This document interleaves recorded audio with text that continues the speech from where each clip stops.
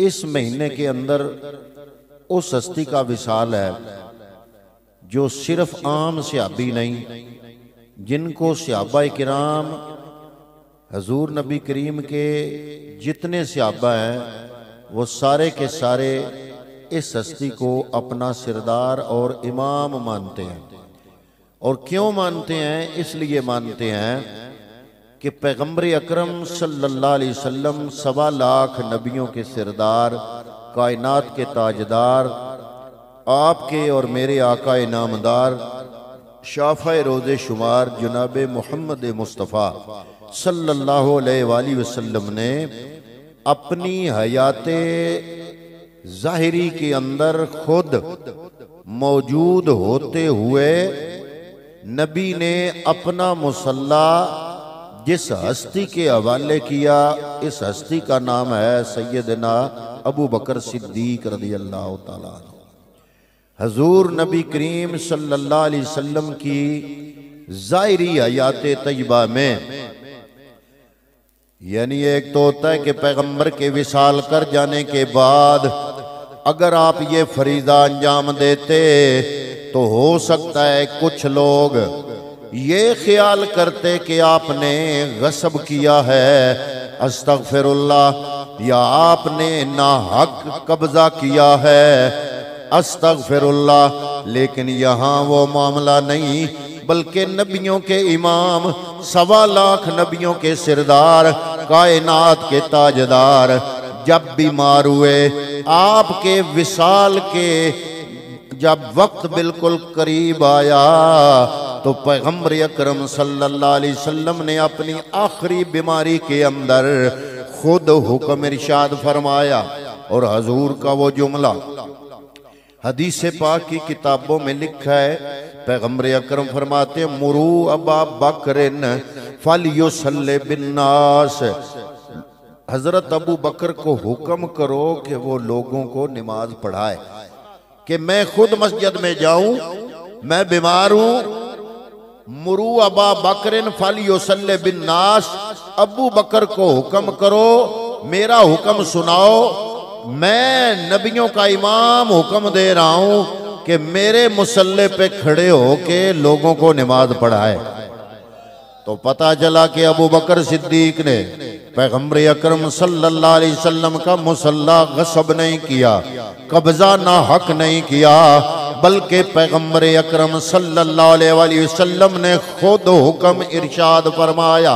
थोड़ी देर गुजरी, पैगंबर अकरम सल्लल्लाहु अलैहि वसल्लम की तबीयत थोड़ी सी बहाल हुई, थोड़ी सी बेहतर हुई। आप उठे, आपने वो कपड़ा हटाया कि मैं देखूं मेरा यार उम्मत की इमामत कराते हुए कैसा नजर आ रहा है। आपने जब पर्दा हटाया, मंजर देखा, पैगंबर अकरम सल्लल्लाहु अलैहि वसल्लम मस्जिद के अंदर आपने कदम रखा, आहिस्ता आहिस्ता चलते चलते हजरत सैयदना अबू बकर सिद्दीक रज़ियल्लाहु ताला अन्हु के बराबर आके खड़े हो गए। हजरत अबू बकर सिद्दीक की ये आदत मुबारक थी कि आप डूब के नमाज अदा किया करते थे, इधर उधर का कोई ख्याल नहीं होता था, आपको पता नहीं चला। लेकिन पीछे सहाबाए किराम रिज़वानुल्लाह ताला अलैहिम अजमईन, हदीस पाक में आता है, उन्होंने महसूस कर लिया पैगंबर अकरम सल्लल्लाहु अलैहि वसल्लम मस्जिद में जलवा फरोज हो गए। उन्होंने तस्फीक फरमाई। तस्फीक का मतलब है हाथ के ऊपर जोर से हाथ मारा, जिससे आवाज पैदा हुई। तो जब आवाज पैदा हुई तो अबू बकर सिद्दीक की तवज्जो गई। आपने भी महसूस किया कि नबियों का इमाम मस्जिद के अंदर जलवा फरोज हो गया है। आपने मुसल्ले से पीछे कदम हटाया। हजरत अबू बकर जब पीछे हट रहे थे, पैगंबर अकरम पकड़ के आपने फिर आगे कर दिया। हजरत अबू बकर सिद्दीक फिर पीछे हटे। नबी अकरम सल्लल्लाहु अलैहि वसल्लम ने फिर अबू बकर को पकड़ के, खुद नबी ने पकड़ के पैगंबर ने खुद पकड़ के अपने मुसल्ले पे खड़ा किया, बराबर खड़े हो गए, नमाज मुकम्मल हो गई। बाद में सलाम फेरने के बाद मेरे नबी ने फरमाया है अबू बकर, जब मैं मोहम्मद तुम्हें खुद अपने मुसल्ले पे खड़ा होने का हुक्म दे रहा हूं, तुम पीछे क्यों हट रहे थे? अर्ज की या रसूल अल्लाह, पहले आपने हुक्म दिया, मैं मुसल्ले पे खड़ा हो गया, लेकिन जब आप खुद तशरीफ ले आए मैंने मुनासिब नहीं समझा कि अबू कहाफा का बेटा आगे खड़ा हो और पैगंबर अकरम सल्लल्लाहु अलैहि वसल्लम जो कि नबियों के इमाम हैं पीछे खड़े हो। मैंने अपने आप को इस काबिल नहीं समझा, इसलिए मैंने पीछे हटने की कोशिश की।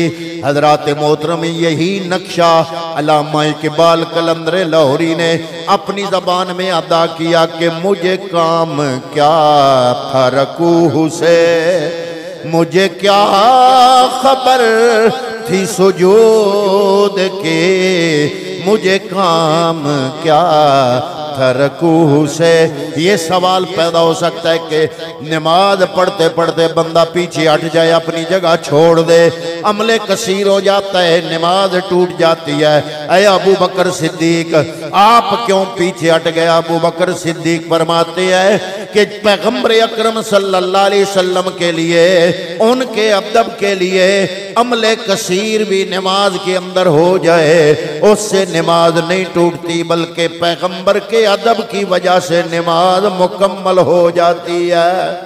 नबी की ज़ाहिरी हयात तैयबा में, हजूर की मौजूदगी में, हजूर की मौजूदगी में अबू बकर ने नबी के मुसल्ले पर, हजूर की ज़ाहिरी हयात तैयबा में, हजूर की ज़ाहिरी जिंदगी में नबी के होते हुए, नबी के हुक्म से अबू बकर ने नबी के मुसल्ले पे खड़े होके एक नमाज नहीं, दो नमाजें नहीं, तीन नमाजें नहीं, चार नमाजें नहीं, 17 नमाजें पढ़ाई।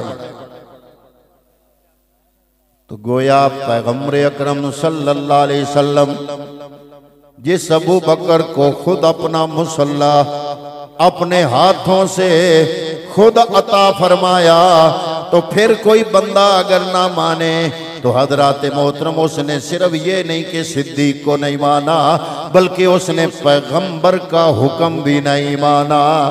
इसलिए हम अल्हम्दुलिल्लाह आले सुन्नत वल जमात अली अल मुर्तदा को भी मानते हैं। मौलाए कायनात मौला अली अल मुर्तदा ने जिन जिन लोगों के पीछे नमाज पढ़ी, हम उनको भी मानते हैं। हजूर नबी करीम के हुक्म पर अबू बकर हजूर की जिंदगी में 17 पढ़ाने के बाद, विसाल के बाद भी 2.5 साल तक अपनी वफात तक मस्जिद नबवी में नमाजें पढ़ाते रहे। और मौला अली हो और बगैर जमात के नमाज पढ़े, ये कैसे हो सकता है?